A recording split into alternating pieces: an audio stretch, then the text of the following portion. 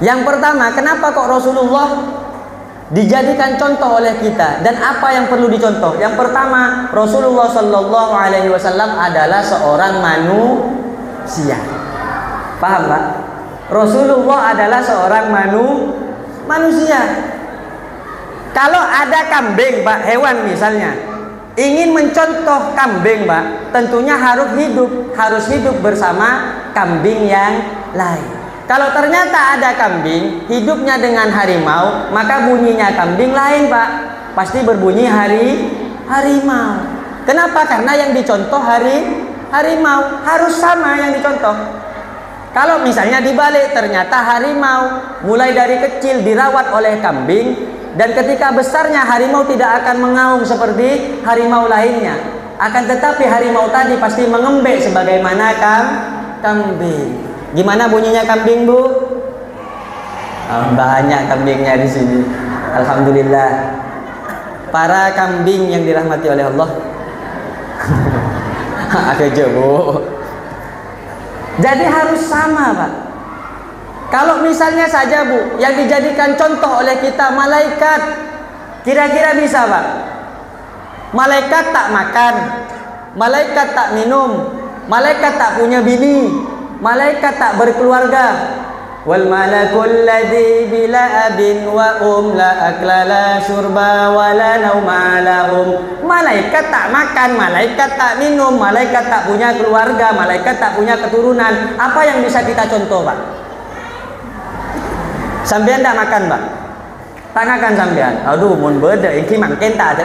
Sekarang memang tak makan karena tak ada makanannya. Kalau ada habis. Karena bukan malaikat. Airnya tidak mau habis dah, diminum terus. Air putih nih, apalagi kopi kan, bisa nambah nih. Saking tak ada kopinya ya nih. Masjid tak punya duit.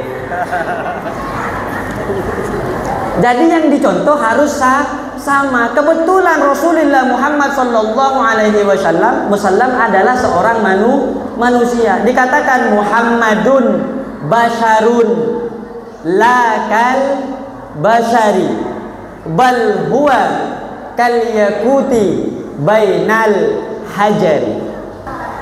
Muhammadun Basharun, adapun Nabi Muhammad Basharun adalah seorang manusia. Sama seperti kita, Pak, seorang manusia. Akan tetapi lakal bashari, tidak sama seperti manusia pada umumnya. Bahkan huwa, adapun Nabi Muhammad kal yakuti, ialah sama seperti intan permata bainal hajari, di antara banyaknya bebatuan. Oke, ini kita bahas. Tadi kan dua, ini yang pertama. Muhammad adalah seorang manusia. Sampean jawab manusia ya, Bu ya. Saya yang ngomong. Muhammad adalah seorang manusia yang mengerti dirinya sebagai, yang mengerti bahwa orang lain adalah manusia, yang begitu itu adalah manusia. Karena sekarang banyak orang yang tak ngerti bahwa dirinya manusia, yang tak ngerti dirinya manusia, bahwa orang itu bukan manusia. Paham, Bu? Saya ajak sampai bingung dengan saya, Bu, karena sekarang saya juga lagi bingung ya. Nabi Muhammad adalah seorang manusia, tidak sama seperti manusia pada biasanya. Artinya, Bu, Nabi Muhammad juga pernah mengalami sakit, a'radun basyariyah. Nabi Muhammad juga pernah mengalami yang namanya luka. Nabi Muhammad makan, Nabi Muhammad minum, Nabi Muhammad tidur. Ini menunjukkan bahwa beliau seorang manusia. Kalau misalnya, Pak, seperti Nabi Isa saja alaihi salatu wassalam.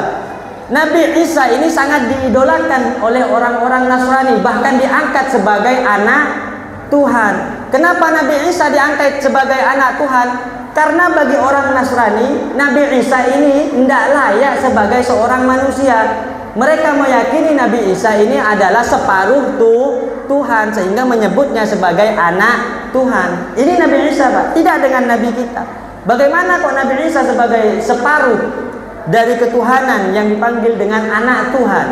Karena bagi orang Nasrani misalnya, Nabi Isa adalah salah satu nabi yang lahir tanpa ayah. Tidak ada ayahnya Pak. Isa bin siapa? Tidak ada. Sekarang banyak nggak Bu yang lahir tanpa ayah? Banyak ya. Tapi bukan Tuhan. Bukan Tuhan. Bahkan Nabi Isa kalau misalnya ngobrol orang dengan Nabi Isa, bertemu dengan Nabi Isa, kalau bual Pak, langsung jadi kenyataan. Nabi Isa misalnya ada orang bawa karung misalnya, ditanya karung itu misalnya isinya beras, ditanya oleh Nabi Isa, "Mahada, apa ini?" Kemudian dijawab sama orang tadi, "Ini adalah tanah." Maka berubah Pak, beras tadi berubah jadi tanah. Maka orang heran dengan Nabi Isa, ini bukan manusia, ini pasti seorang malaikat yang mendekati Tuhan. Nabi Yusuf juga begitu Pak. Nabi Yusuf sangat diidolakan oleh kaum-kaumnya. Kenapa demikian? Karena Nabi Yusuf punya ketampanan yang sangat luar biasa. Kurang lebih saya Bu. Bu, saya ganteng tidak Bu? Sekali lagi Bu, ganteng tidak Bu? Ibu bilang jelek, balik saya. Jelek Ustaz, balik saya nih. Nabi Yusuf saja Pak, sampai dikatakan mahadza basyara illa malakun karim. Ketika bertemu dengan perempuan-perempuan yang kemudian perempuan-perempuan itu terpesona dengan ketampanannya Nabi Yusuf alaihi salatu wassalam, sampai tak sadar Pak, buah-buahan yang dikasih oleh Sayyidah Zulaikha kepada orang-orang yang menggosipin Nabi Yusuf dengan Zulaikha, ini sampai tidak sadar Pak, mau buka buah ternyata yang diiris adalah tangannya. Mahadza basyara illa malakun karim. Ketika melihat Nabi Yusuf, cek guntung orang dia. Wow, it's amazing, sangat ganteng sekali. Mahadza basyara, jangan-jangan ini bukan manusia, illa malakun karim, ini pasti seorang malaikat. Nah ini para nabi yang lain begitu Pak, tapi tidak dengan nabi kita yang sangat mulia, yang sisi kemanusiaannya sangat menonjol. Tujuannya untuk apa Pak? Agar supaya bisa dicontoh oleh umatnya bahwa kita betul-betul mencontoh baginda Nabi Muhammad Sallallahu Alaihi Wasallam. Kan bedanya kita dengan Nabi Muhammad sedikit jadinya Bu. Kalau Nabi Muhammad misalnya makannya sedikit, minumnya sedikit, tidurnya sedikit. Kalau kita Pak, sedikit-sedikit makan, sedikit-sedikit minum, sedikit-sedikit tidur. Berarti perbedaannya hanya sedikit. Paham Pak? Berarti karena Nabi Muhammad manusia.